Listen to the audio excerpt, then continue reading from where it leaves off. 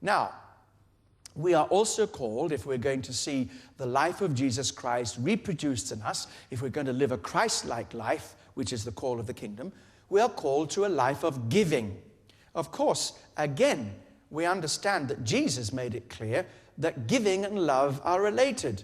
Jesus says in John 15, verses 13 to 14, "Greater love has no one than this, than to lay down one's life for his friends. You are my friends if you do whatever I command you."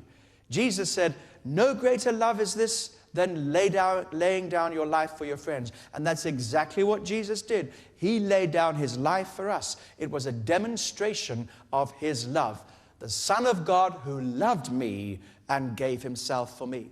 So the essence of the kingdom is giving, and it is sacrificial giving. Laying down your life for your friends. Laying down your life for those whom Jesus calls you to serve. Now, when we live like this, there comes with it a wonderful promise.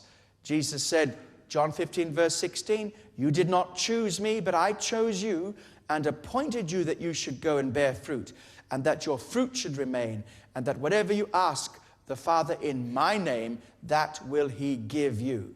Because we live like Jesus Christ, our lives themselves will reflect his glory, and he will then be able to own us and use us and cause us to be fruitful, just as Jesus was fruitful. So the life of Christ in us means a loving life, a life of giving. It also means, following from these things, a life of sacrificial service, a life of serving. Remember in Mark's Gospel, chapter 10 and verse 45, it says, "For even the Son of Man did not come to be served, but to serve, and to give himself as a ransom for many." Now this was, of course, was quite confusing to some of the early people who heard Jesus teaching. Because as Jews, many of them were used to thinking of Messiah coming as this great, powerful, heavenly Son of Man figure. The glory of the kingdom was upon their mind. And so when they talked about kingdom, they thought of glory. They thought of power and majesty.